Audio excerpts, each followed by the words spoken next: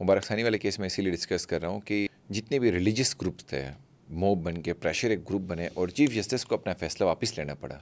तो ये लॉ ना बनने में या लॉ को मज़ीद स्ट्रिक्ट करने में जो भी डिफरेंट पार्टीज़ के जो ग्रुप्स हैं या मॉब्स हैं उनका प्रेशर है या क्या मसला है कि बैठ के कोर्ट भी फैसले नहीं कर सकते, कोर्ट को खुद को प्रूव करना पड़ता है कभी कभी कि भाई मैं हूँ। एक बात को हमें, मेरा ख्याल है कि काजी साहब को और जो हमारे मुंसिफीन हैं और फाजिल जज हजरात या ख़वातीन हैं, उन्हें भी समझना चाहिए कि वो ख़ुद भी मजहबी इंटरप्रिटेशंस करते हैं अपने फ़ैसलों में।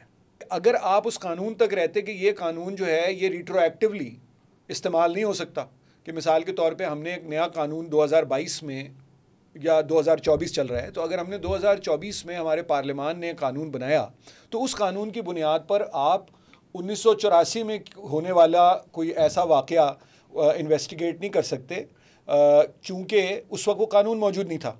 यही नुक्ता होता है ना। तो बस इस नुक्ते तक बात अगर रखते वो, उस पर भी एतराज़ आता या उसको भी लोग चैलेंज करते, लेकिन वो एक अलहदा बहस होती। अब जब जजेस जो हैं हमारे, इफ्तिखार चौधरी साहब भी यही काम करते थे, दीगर जजेस भी यही काम करते हैं, कायद फाजिल ईसा साहब भी। तो जब आप मज़हब को इंटरप्रेट, तो आप रिप्रेजेंटेटिव अथॉरिटी नहीं है मज़हब को इंटरप्रेट करने की। रिप्रेजेंटेटिव अथॉरिटी तो फिर जो लोग अपने आप को समझते हैं या जिनको आवाम समझते हैं वो मैदान में आ जाते हैं। तो हमने अपने जूरिस्प्रूडेंस को भी, उसमें भी बहुत कन्फ्यूजन्स रखी हैं। मिसाल के तौर पे फेडरल शरीयत कोर्ट हमारे यहाँ एक रिकमेंडेटरी कोर्ट है, ठीक। उन 2018 में ट्रांसजेंडर पर्सन्स एक्ट पास होता है, वो 2022 में कह देते हैं या 23 में कह देते हैं कि ये तो दीन से हम आहंग नहीं है, और वो कहते हैं पार्लियामेंट दोबारा उस पर गौर करे। अब उनका काम है फेडरल शरीयत कोर्ट का। आपकी जो कॉमन लॉ वाले कोर्ट्स हैं उसमें भी आपने सारे जूरिस्प्रूडेंस में जब आप रिलीजियस इंटरप्रिटेशंस करेंगे तो आप ऑटोमेटिकली उस डोमेन में एंटर हो रहे हैं जिस पे आपको रिप्रेजेंटेटिव अथॉरिटी नहीं समझा जाता।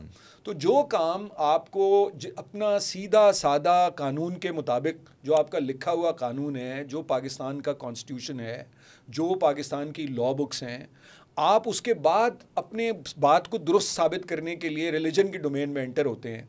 तो ये भी मैं समझता हूँ कि इस मसले की निशानदेही भी ज़रूरी है कि आप सीधा सीधा कानून पे अमल दरामद करें। और कानून जो है वो पार्लियामेंट बनाती है, और पार्लियामेंट जो है उसने ये तय किया हुआ है, वो मजलिस शूरा कहलाती है अब। लेकिन चलें, उसको जो भी कह लें आप, उर्दू में कह लें, अरबी में कह लें, पंजाबी में कह लें, लेकिन जो आपकी कानून साज असम्बली है ना, उसका ये काम, उसके भी आपने नुकात में लिखा हुआ है कि वो कोई ऐसी कानून साजी नहीं करेगी जो कुरान और सुन्नत से मुतसादिम हो। तो जब वो कानून साजी कर रहे हैं तो आपने, जब वो कानून उन्होंने बना दिया तो उसमें आप दोबारा बहुत सारी पुरानी चीज़ें निकाल के या नई चीज़ें निकाल के उसमें क्यों शामिल करते हैं। तो ये मेरा ख्याल है कि जुडिशरी को भी देखना पड़ेगा कि ये जो एक रिलीजियस ज़ील है वो आपके अपने यहाँ भी उतनी है, और आप भी अपने आप को अगर समझते हैं कि आपने भी इसी बुनियाद पे फैसले करने हैं तो फिर कॉमन लॉ को छोड़ दें, ख़त्म कर दें उसे। सिर्फ फेडरल शरीयत कोर्ट आपके यहाँ बनी हुई है, उनका काम है वो रेकमेंड, और वो भी रिकमेंडेटरी है। क्योंकि देखें ना, पाकिस्तान के जस्टिस सिस्टम में मसाइल तो हैं। आपके यहाँ सुप्रीम कोर्ट ऊपर है, फेडरल शरीयत कोर्ट उससे नीचे है। सुप्रीम कोर्ट का फैसला हतमी है, फेडरल शरीयत कोर्ट का रिकमेंडेटरी है।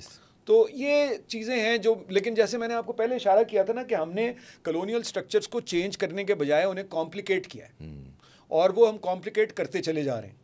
तो ये इनको ठीक करने की ज़रूरत है, नीचे से लेकर ऊपर तक।